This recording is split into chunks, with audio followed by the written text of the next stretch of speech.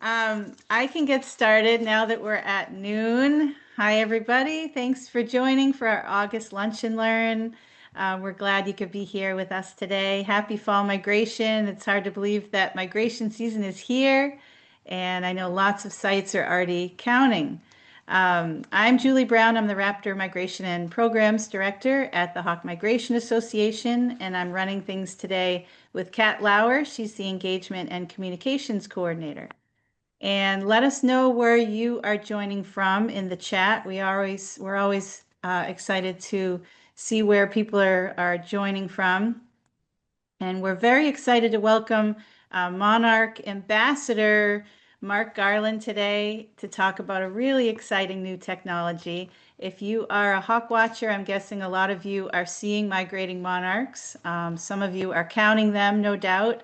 We have about 50 sites in the Hawk Count network that are tallying monarchs every spring and fall. And all that data gets sent to Journey North and a database that helps us better understand their migration. And my introduction to monarch tagging was when I was working down at the Cape May Hawkwatch. And Mark was actually my boss back then. And when I wasn't at the Hawkwatch, I got to chase monarchs around and help put on little lightweight adhesive stickers on their wings. And how the field has grown since then is amazing. So before we jump in, I will give you a little bit of background on HMA for those of you who might be new to the organization. The Hawk Migration Association is a nonprofit, and we provide support to the Raptor Migration Monitoring Network. So there's about 200 or so active Hawkwatch sites throughout North, Central, and South America. And they monitor migration during the spring and fall and report those data to our database, hawkcount.org. And we also provide a lot of resources to the monitoring network, protocols, data support, annual grants, and we support those sites or Raptor research. And there's a lot of educational resources available, Hawk ID materials. We're part of RPI, the Raptor Population Index, that produces conservation assessments and population trend analyses using hawk count long-term data. So you can learn more about what we do at hawkmigration.org or our database, hawkcount.org. We are recording today. We're live streaming on Facebook. You can watch any of our other Lunch and Learn programs on our Facebook page or from our website. We have muted everybody to avoid distraction, but we love connecting with you in the chat. So please leave us comments, ask questions to Mark, and Kat will give them to Mark at the end of the program. And if you don't already receive our e-newsletter and you want to, you can just pop your name and email address in the chat and we'll sign you up. Okay, take it over, Kat. Thanks, Julie. Hi, everybody. It's my absolute pleasure today to introduce our speaker. Mark Garland is a naturalist who has been working with monarch butterflies for 35 years. He initiated the systematic study of monarchs at Cape Charles, Virginia in 1995. He also served as the director of the Monarch Monitoring Network in Cape May, New Jersey, and he has been involved with the deployment of transmitters on monarchs since the initial tests of these devices in 2023. Thank you so much, Mark. Please begin your presentation whenever you're ready. All right. Well, thanks for those kind words, and thanks everyone for showing up wherever you are out there in the internet land. What I'm going to talk about today, and I'm getting right into it because any of you that know me know that trying to keep this to under an hour is going to be a challenge. I'm going to do a very brief overview of the biology of monarch butterflies, talk about tracking methods past and present, mostly present, and some of the preliminary results from our really first systematic work, which began just about 1 year ago. Now, this is brand new work. I'm not going to go into detailed analysis of the data. As all of you know, 1 year is not a lot to try and do a lot of analysis of, but there's also people deeply involved with the project that are working on scientific papers and we'll wait for their work before we get into the detailed analysis of the data. Also, I'm not going to talk about conservation, and that's a really important feature of all biological research anymore. It's one of the reasons we're doing this. Better information allows us for better conservation, but that's a topic for a whole another time. So my apologies that I'm giving that the short shrift. And I'm going to show a lot of maps today of the movement of monarchs, and they're all publicly accessible on the free Project Monarch app that looks like this. And when you go into it, the key things to do, there's a lot of different places to go in here, but at the bottom there's a data tab. And then up at the top, you hit this monarch, and you'll get a list of all of the monarchs that have been outfitted with transmitters. And you can sort that in a number of different ways.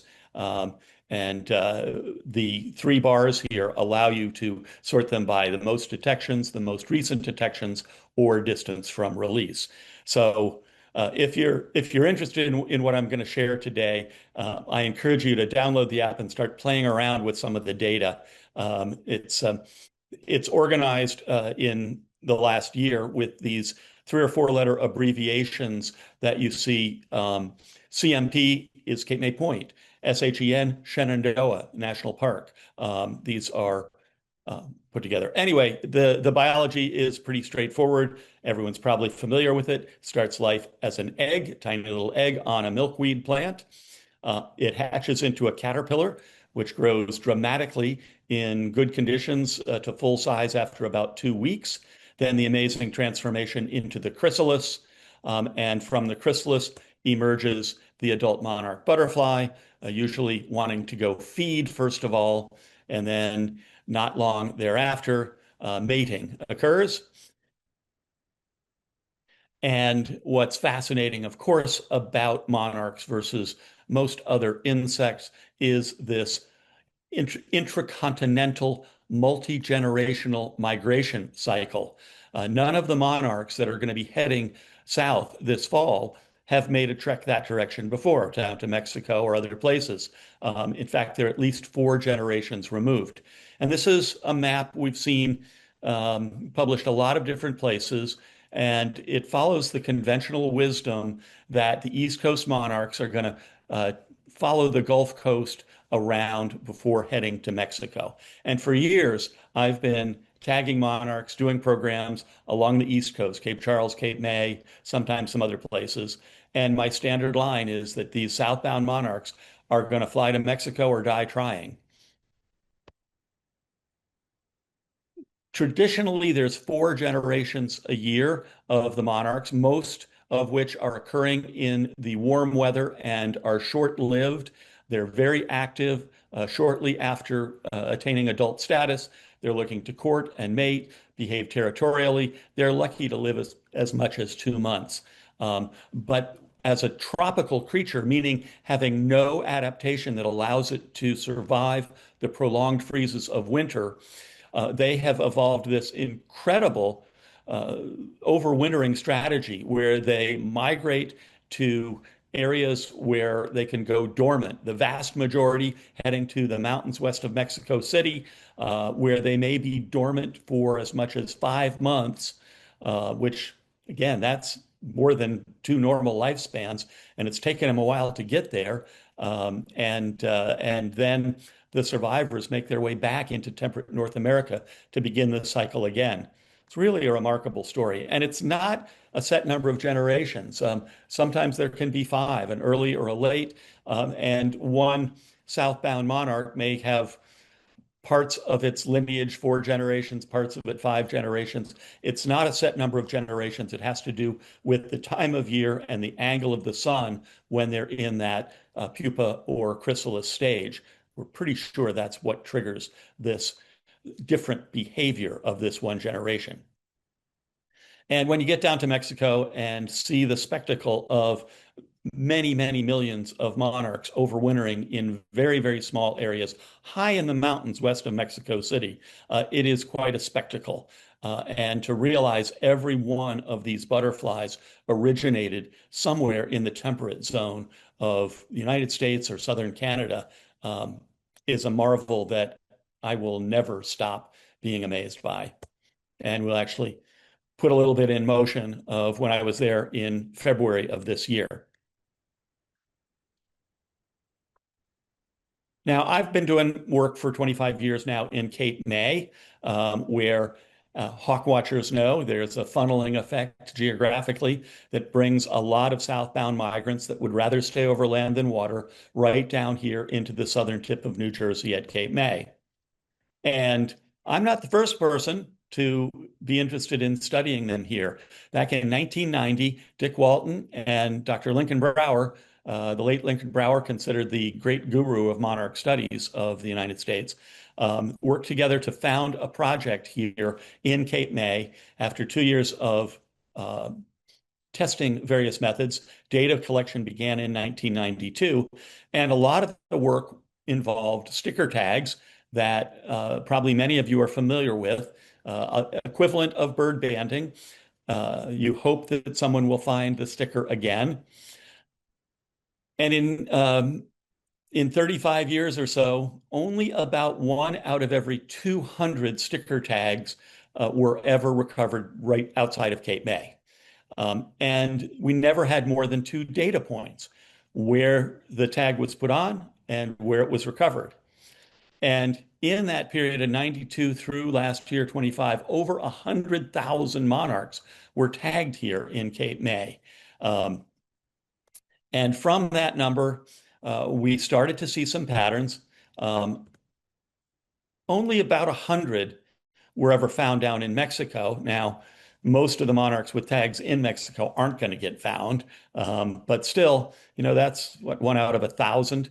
And we saw this movement of the monarchs, and this isn't all of our recovery data, but it shows for the most part they were staying east of the Appalachian Mountains along the Gulf Coast. Some in Florida, a couple actually out in the Bahamas, which was puzzling. But that's what we got from 35 years worth of sticker tags. And we learned a couple other interesting things. As was mentioned in the intro, I did initial work on monarchs at Cape Charles, which is the southern tip of the Delmarva Peninsula, about 140 miles from Cape May. And I was fortunate that in 1999, we found a monarch that had been tagged in Cape May and got there in 1 day and 3 hours. I think this was a monarch speed record at the time.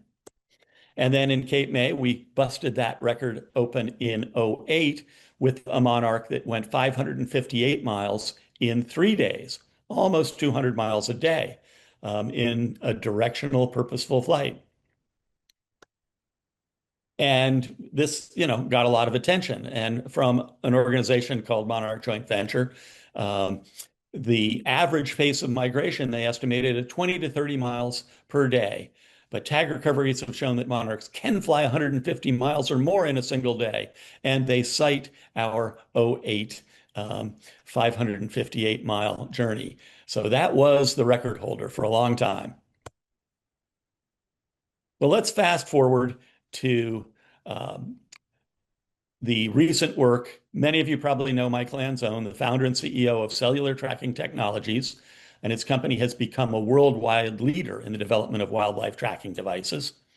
And they moved their business to Cape May in 2015 and eventually got this wonderful building out in near our little airport here in Cape May. And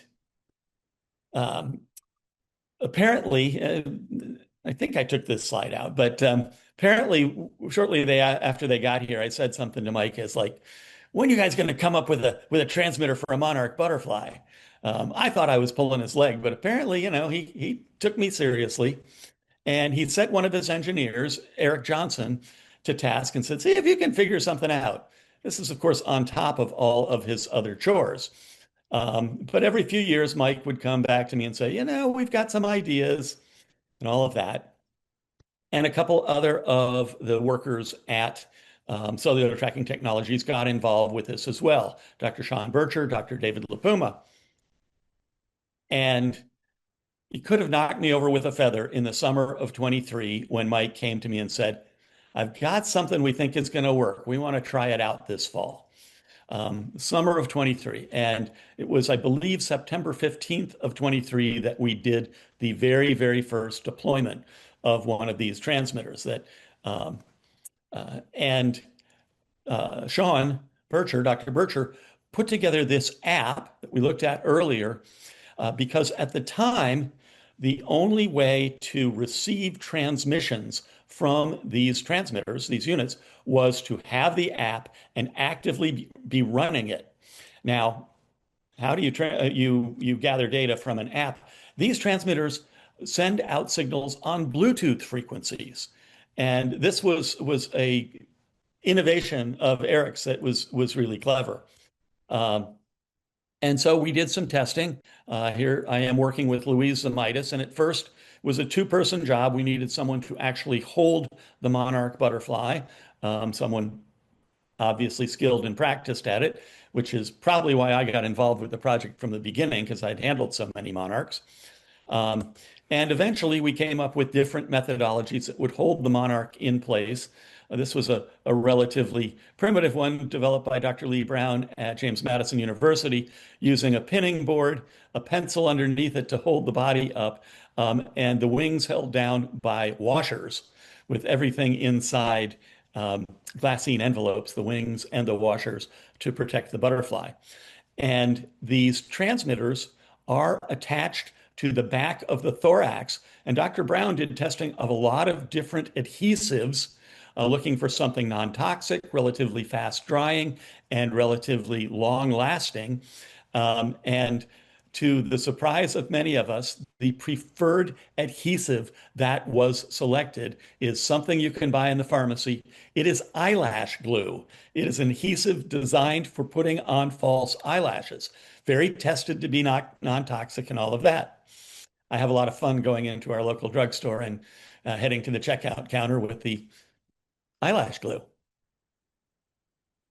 Anyway, you put some of that glue on the back of the thorax of the monarch and some on the underneath of the transmitter, which the top side is actually a solar panel.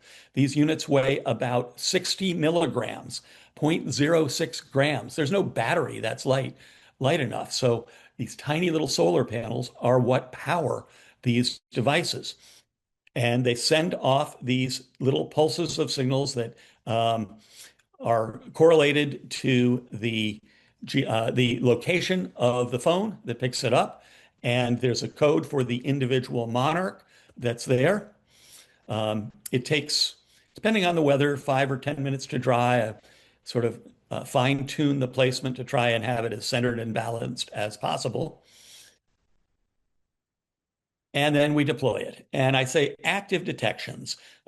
If you didn't have the app, if you weren't running the app, and you weren't within about 100 meters of one of these transmitters, you weren't getting anything. And we got a lot of people excited around Cape May running the app. We got a lot of detections. This is what it looks like when you get a detection. The name, and we gave one of the very first ones the name Walton for Dick Walton, who founded the work here in Cape May. And we got a lot of our friends in different places down at Cape Charles, over at Cape Henlopen, where there's a hawk watch in Delaware, various people. And we never, oh, there's the detect button that you would click. And we did over 150 of them in the migration seasons of 23 and 24 and never got a detection away from Cape May. You can see the map on the right. We get a lot of points moving around Cape May Point, and this was kind of interesting. And so we're talking to monarch researchers across the country, trying to get other people enthused, and everyone says, well, this is kind of cool, but it really is not giving us the information we need. And then right at the end of the migration season of 2024, Eric Johnson, that engineer who invented these, figured out how to get passive detections. That is, any cell phone that has location services on and it's Bluetooth active, and those are the defaults of smartphones, is going to detect one of these transmitters. They won't know they're detecting it. The information is sent back anonymously to the researchers and to the app, and we get a data point, a location, and a timestamp, and a date. And we were able to test this new technology in the beginning of November of 24. That's the very end of the migration season. But we had one we called Lionel that was the game changer. In November of 24, we tracked this monarch with 795 individual detections, straight line distance of 723 miles, and obviously it traveled more than that, in about 2 weeks. This is the data we were hoping for. This is exciting. Um, and it showed us where it went. Every one of those dots has a timestamp and a date stamp. So you can look at, and we'll see some examples of that as I go. Um, and once we shared this information with the Monarch community, we had tremendous enthusiasm. And over 20 collaborators signed on to start deploying these transmitters in 2025.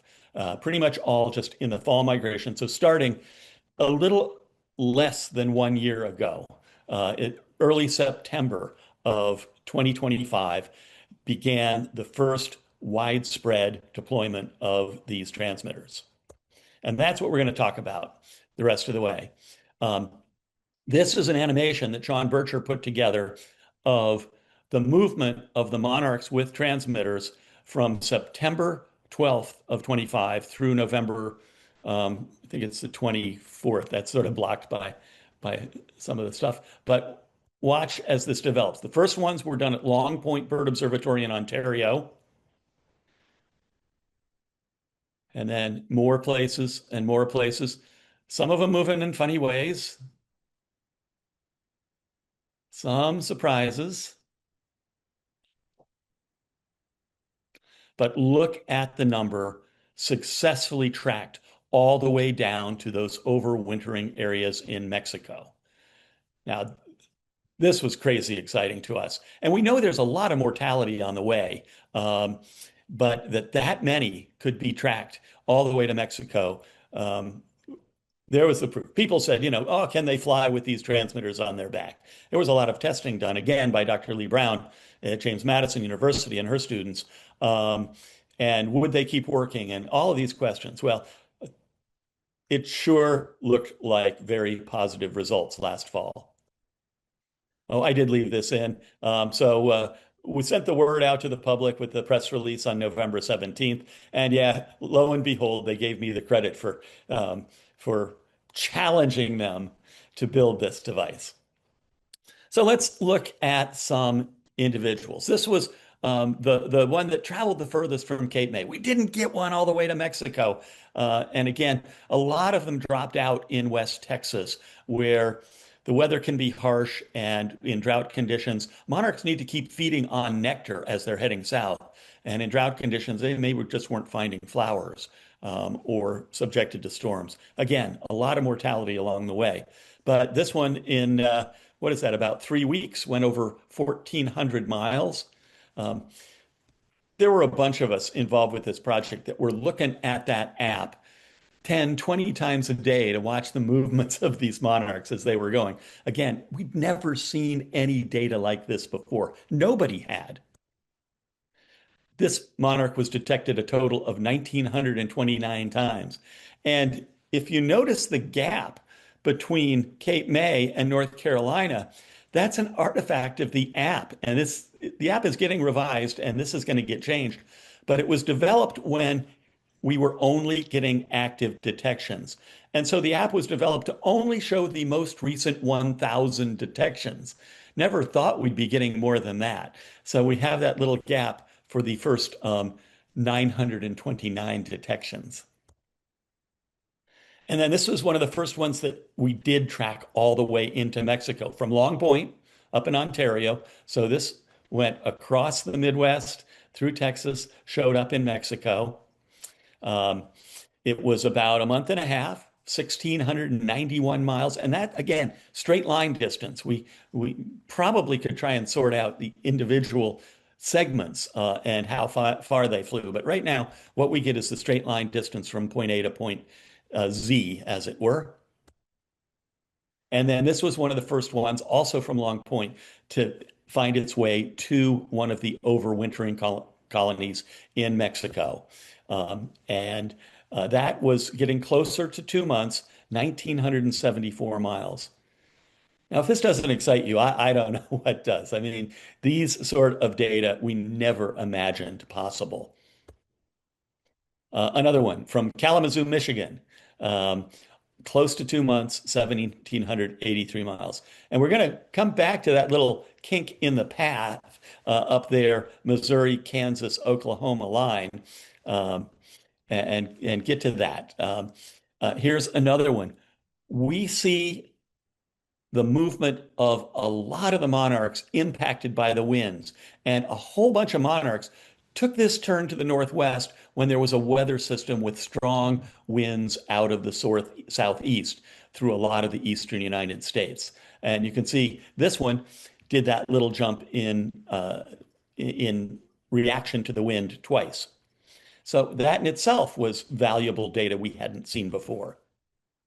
And then here in Cape May, I got asked how many times, how long does it take them to get to Mexico? Well, we had some information on that. How long does it take them to fly over to Delaware? Well, this one was detected over by Lewis, Delaware, 58 minutes after its last detection in Cape May. That's about 14 miles. Um, we thought that was pretty cool. And then remember those records of how far a monarch can travel in a day.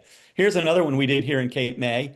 And in one day, it went 222 miles from near Atlanta, Georgia to near the Alabama-Mississippi line. A new speed record for monarchs. It wouldn't last long. Here's one we called Darwin, and we've been naming the monarchs last year, or each year here. And last year I was sort of picking the names of famous scientists. And we put the transmitter on October 9th, and it was still around Cape May Point on October 14th. All the timestamps on these are UTC, or Greenwich Mean Time.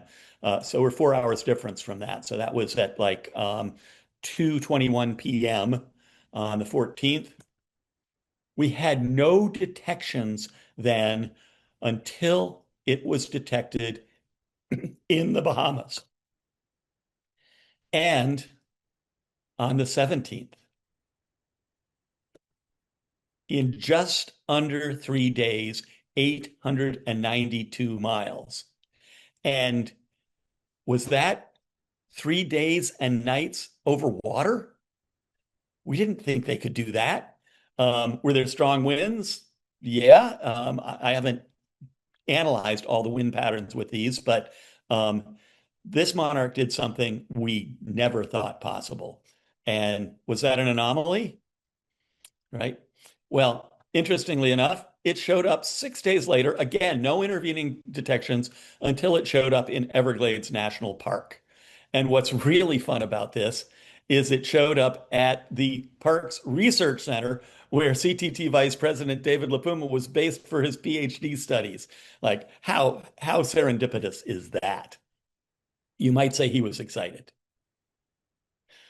Well, then there's Kepler.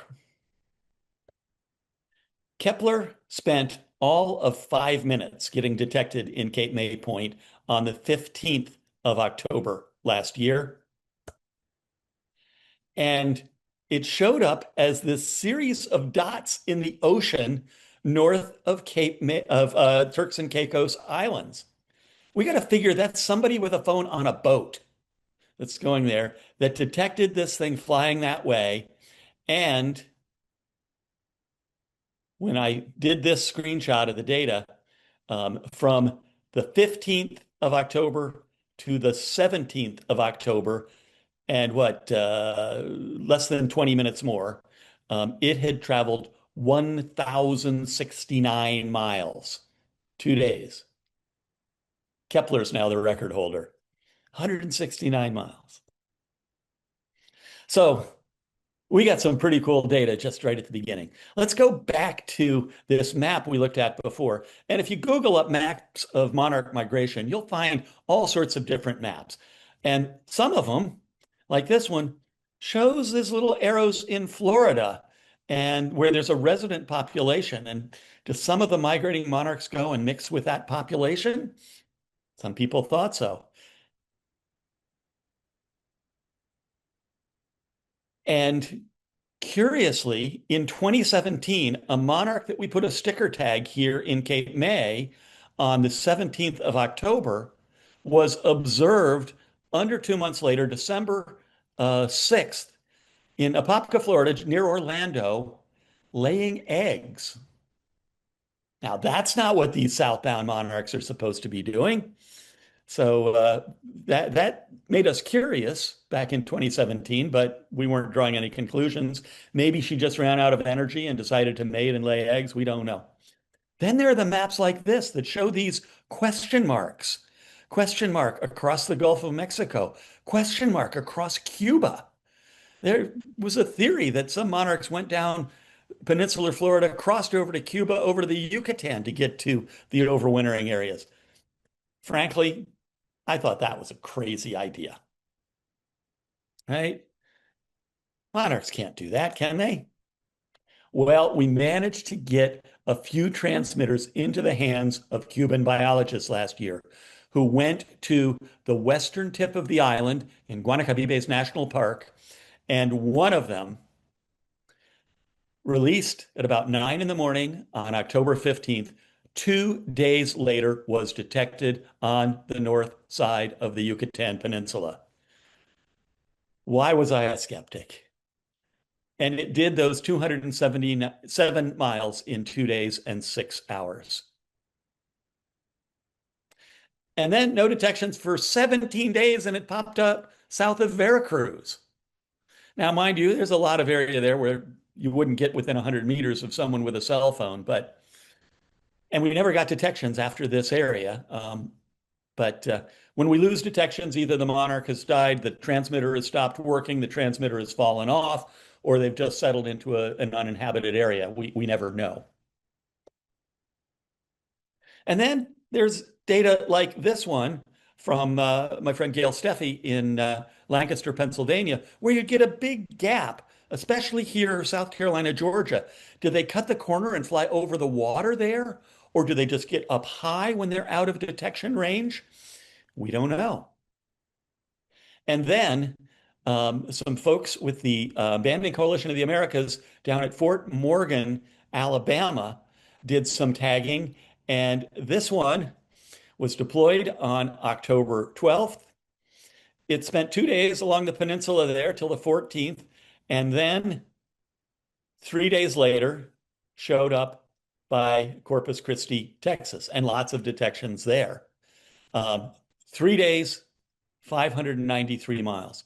Over and over again, we're finding monarchs doing things we didn't think they could do. That sure is the suggestion that that was an over the Gulf of Mexico flight. And then we're going to get back to this animation because you may have noticed before, as we get more and more done in the East and from Cape May, that as the season goes on,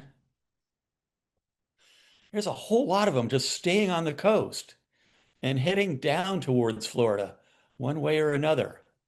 Just look at the late season ones. There's none of them heading west.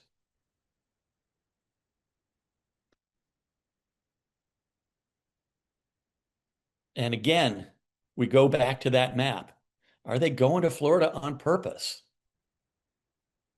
We did 112 monarchs in Cape May last fall, and about half were never detected away from southern New Jersey, but only 3 really made much progress to the west.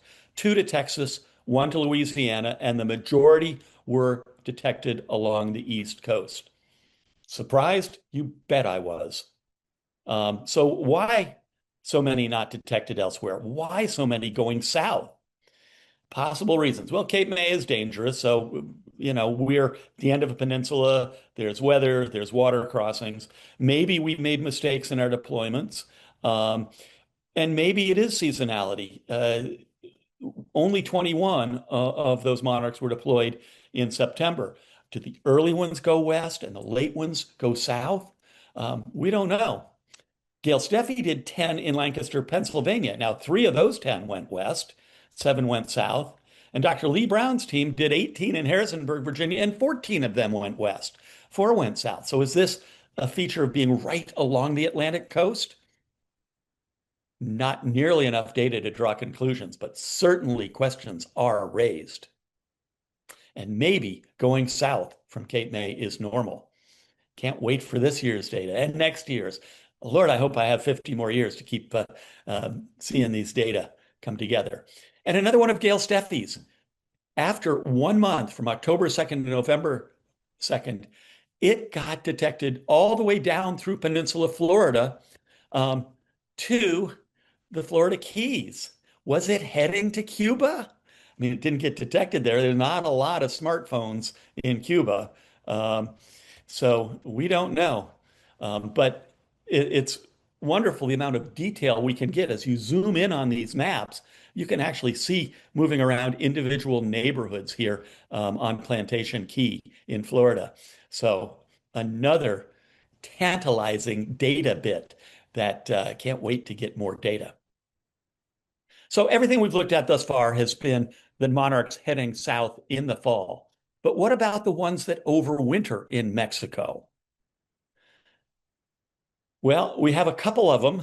This one from James Madison University, again, Dr. Lee Brown, not only tracked to the Mexican wintering grounds, right? September 23, Harrisonburg, Virginia, first detected at El Rosario, November 9th.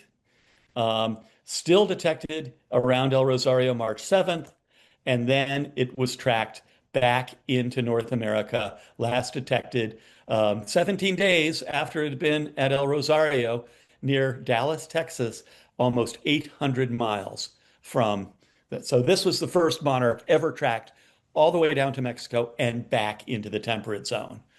And it was a male. And another one from a few days later, tagged in Stillwater, Oklahoma. We tracked back into the US and it went along the Gulf Coast and ended up near Valdosta, Georgia. And again, there were more than 1,000 detections, so we're only seeing the last 1,000 on this map. But indeed, it was tracked down from Oklahoma to the overwintering areas in Mexico.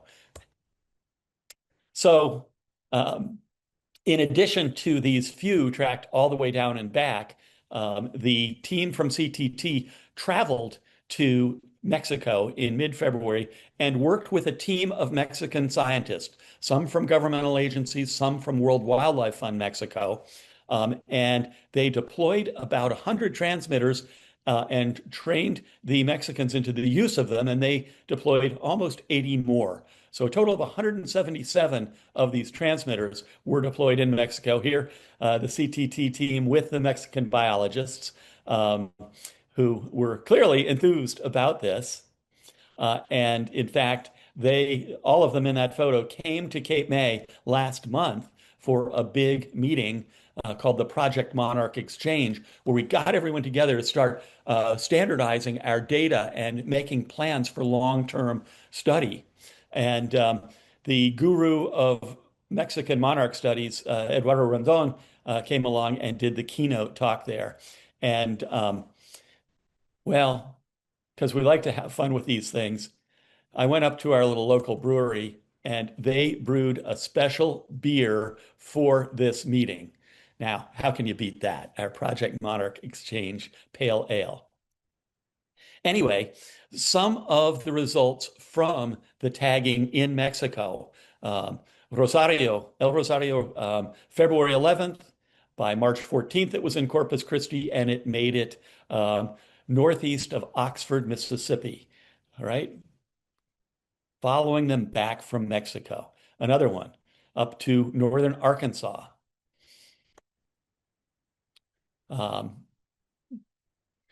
And you notice I mentioned some of them were males and females.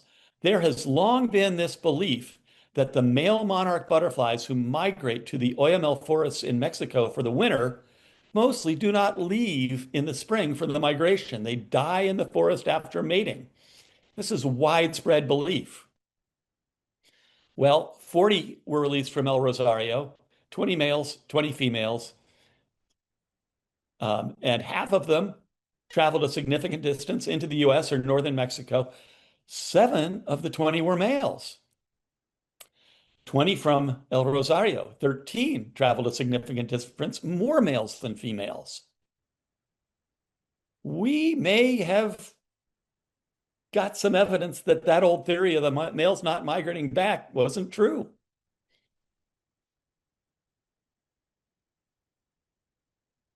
One more male made a tremendous distance up into Oklahoma. And now we are into the first year of deploying transmitters on the other generations of monarchs. And biologists from Monarch Watch have done transmitters in the spring, the first new generation of the year, in Dallas, Texas, and Oklahoma City. And here are a couple of the results of their movement. We know these monarchs are traveling, but no one has ever tried to study them. And we won't go into all the specifics, but you can see these monarchs are going north. And the movements of this and other summer generations of monarchs have never been tracked in any way until this year. So again, movements north. And this is an interesting one. The Monarch Watch folks started doing them in Lawrence, Kansas, at the University of Kansas, where they're based. And this one in, what is that, a little over 2 weeks, made it all the way up into the lake country of Manitoba. It outdistanced milkweed. And the monarch symbol there was the most recent. It had to double back near Winnipeg to where it could get to milkweed. So, but at its most distance, it had traveled 995 miles north. Nobody knew how far these summer generations could go, but there's an interesting data point. Other work being done. Biologists with the Xerces Society put some transmitters on the overwintering monarchs in Mexico. And here's one that from November 22 to March 21 was around the overwintering areas. And then in the next couple of weeks, went 288 miles north. Nobody's really studied much of the movement of these California wintering monarchs. Some monarch studies are taking place out of Phoenix, Arizona. May 14 to May 23, 226 miles to the northeast.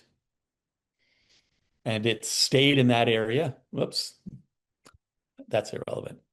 And Dr. Ray Morantz of the Xerces Society is doing fascinating work in Florida. He really believes there's something to all of these monarchs that we see from Cape May going to Florida, and is trying to sort that out. And he put some transmitters on monarchs that were in April, probably first generation, but did they overwinter in Florida? Don't know. But he saw this one move up north of Brunswick. And in addition to that one moving from the same place on the same day, another monarch went a different direction. Instead of going northeast, it went due north. What does this mean? We don't know. And one that he did in Gainesville tracked 681 miles north into Ohio. So something's going on with these Florida ones. And this one was done, you see, a month later. This was May 10. Certainly one of the first new ones of this year, the first generation. Now, more recently, Dr. Brown has been tagging monarchs up in Shenandoah National Park at Big Meadows. One detected just 5 days ago into Ohio, traveled west through West Virginia in about a 3-week time period. But another one went south and is down near the Virginia, North Carolina line. So what's going on with these summer generations? Very, very few data points, but tantalizing, just begging for more study. And then on June the 2nd, the guys up at CTT, we weren't planning on doing any summer deployments, but they looked out the window. They saw a Monarch, ran out, put a transmitter on it. 2 days later, it was way up in northeastern New Jersey. The next day, it was in Western Connecticut. And what's cool about this one is it went right through Manhattan in New York City, just sort of touched Columbus Circle at the southwest corner of Central Park. Um, got a lot of detections when it was there. Um, and anyway, it has ended up, didn't put this slide in, ended up after 5 days near Lewiston, Maine. And there it settled in and was tracked in the same neighborhood for several weeks. 5 days, Cape May to Maine, and then settled in. Do these generations do their dispersal early in their adult lives and then settle into territories? Kind of makes sense. They're going to do most of their flying when they're freshest and strongest. I don't know. I want to test it. And here we go. This is a monarch I tagged in my backyard yesterday. He did about 2 in the afternoon. It spent the rest of the day in the neighborhood, got a whole cluster of detections. This morning at about 8 o'clock, I looked at the app and it was down by the beach, straight south. And then by 10 o'clock this morning, it was over in Rehoboth. It had crossed Delaware Bay. So I'm going to look in my app as soon as I'm done to see if it's gone somewhere else from there. But this is almost up to the minute. So it's pretty exciting what's been going on. Monarch research is taking off. And the coming years, I'm so excited. We'll see more collaborators. We've already got somebody that's just started deploying them in Coeur d'Alene, Idaho. We're going to get more years of data gathered. We're on the verge of learning more about these amazing insects than I ever imagined possible. It's an exciting time. Those of you real involved with raptor research are seeing some of the same sort of data coming in, giving us information we never had before. And indeed, the learning will hopefully, in the long term, help us make better decisions for conservation and keep these creatures as part of our environment for eons to come. So I came in pretty close to the 45 minutes there, Julie. So thanks. And I'm going to pop up your slide, and I'm happy to answer any questions that might be out there. There's a whole lot of detail that I left out of that presentation, but my goal was to just show you the amazing data we've gotten in just 1 year. Thank you so much, Mark. This has been just truly mind-blowing, I think, for all of us. I mean, we have seen these kind of journeys that raptors are taking, but they're just so much larger than monarchs. So it's amazing to see what these technologies can do. We do have a few questions. The first one from Mary is, how expensive are these transmitters? There's a lot of technology involved. Right now, they're about $200 each, which is a little frustrating when you know a lot of them aren't going to make it. But I believe it's one of the least expensive transmitting devices used on wildlife that's out there. So, yeah. And Eric Johnson, the engineer that's made these, he told me a few weeks ago at that meeting that he's got some ideas that might allow more mass production, might be able to bring the price down and actually make them even lighter. So stay tuned. A lot of technology, the price comes down with time. But right now, yeah, about $200 per unit. And this question is kind of close to my heart because I'm from New Zealand, and so I grew up with monarchs, and I didn't quite really understand how they are related to the North American ones. But so Sally would like to know, there is a population of monarchs in New Zealand that were introduced. Um, and I did a quick Google, and it sounds like they self-introduced. So kind of going along with your theory of, long ocean voyages potentially. She also says no milkweed there, but their host plant is a plant in the milkweed family. Any idea about attaching transmitters to butterflies imported to different countries? There is some migration happening in New Zealand, but we don't know the extent. I think any any organization that wanted to study the monarchs in one of these populations in other parts of the world, and again, there's no certainty as to how they got to these places. Um, it would be hard to pinpoint. But there is not a concerted effort to, on the part of the current coalition to reach out. But researchers could, on their own, decide to join the coalition and get transmitters and do that. So it would be up to the researchers in New Zealand to take that on their own initiative. Sure.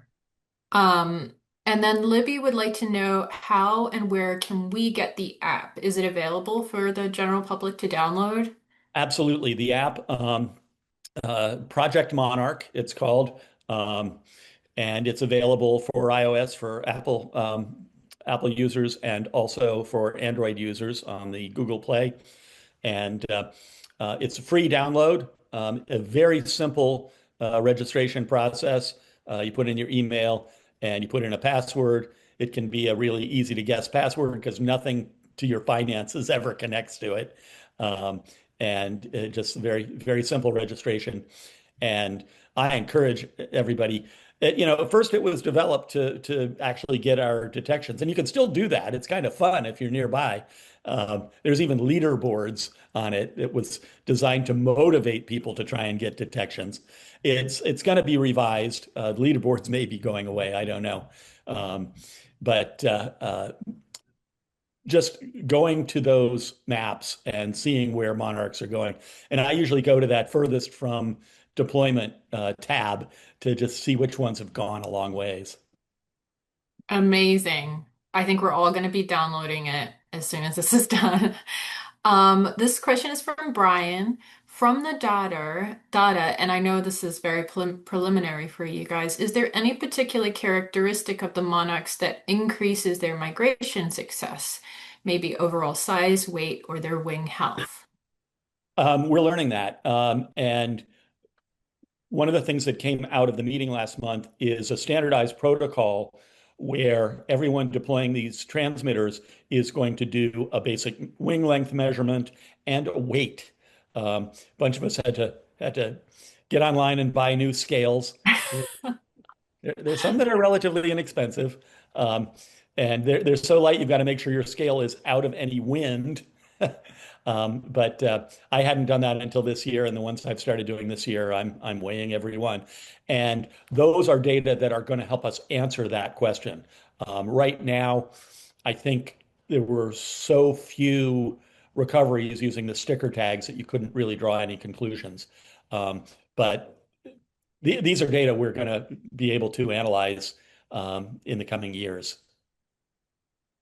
Awesome. So Lillian would like to know, could we detect a monarch flying over a northern hawk watch? And I think this may be through the app is the question. Yeah, you may be passively detecting them already without knowing it, but it would be fun to put it in the detect mode if you're seeing a good number of monarchs over a hawk watch and just see if you're picking up any. One of the limitations is these little devices don't transmit very far, which led to the innovation of going to Bluetooth so that everybody's phone could be detection. And if the monarchs are up too high, we're not going to detect them. And when we see some of the big gaps between detections over land, we think that's probably what's going on. They've just gotten up too high to be detected. Now, we know that, say, buildings or trees will limit the detection range. So how far can they be detected straight up where there's nothing to block? We don't know, but it's probably no more than a couple hundred meters. Amazing. Along with that kind of, Shannon would like to know, do these tags show up on Terra or Modus tracking? Oh, yeah. Well, they show up on Terra for sure. Modus there's a patch that many Modus stations have put on that allows Bluetooth detections. And frankly, Bluetooth detections was developed for monarchs, but it makes so much sense for other wildlife tracking. I imagine that there's going to be more use of Bluetooth, so more um, motivation to get all the Modus stations updated so that they're picking up Bluetooth detections. I know many of them have been. Right. And then last question about the tags themselves. So Nancy would like to know, does this make plastic tags obsolete?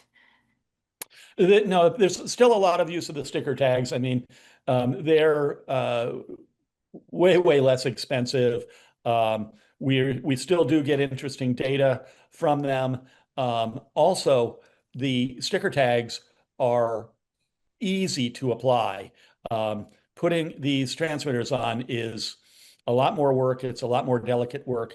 And the Monarch Watch program, which sends out the sticker tags, has done a lot of educational outreach. And there are hundreds and hundreds of school groups and nature centers that work with young people, children, putting tags on and developing a lot of excitement and enthusiasm for natural history and conservation through their use. So, yeah, we're still getting data, but also the outreach value of those sticker tags is pretty massive. Awesome. And then Janet would like to know, do you have recommendations for tours or groups that to go with if anyone wants to go to the places in Mexico to see those incredible sights of the migrating monarchs?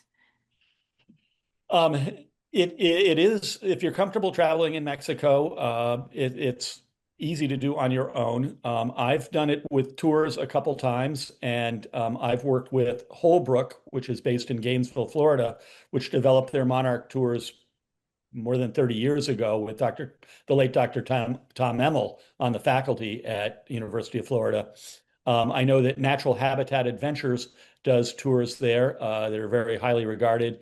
There may be other companies, um, and as long as you're reliably cared for, um, the monarchs speak for themselves when you get there. Great. Thank you so much for answering everybody's questions, and thanks to everybody in the chat. This is, as usual, some really interesting and awesome questions for Mark. Yeah, thank you so much. This has been such an amazing presentation, and everybody go and download the Project Monarch app. And consider Googling these organizations and donating to support this incredible project. I'm going to hand it over to Julie. Thanks. Thanks, Kat. And thank you, Mark. That was fabulous. Really. Monarchs are truly amazing. And just congrats to your whole team for this phenomenal research. I'm really excited to see what the future holds and see all the new things we'll probably be able to learn. It's just incredible. I'm definitely going to be downloading the app for sure.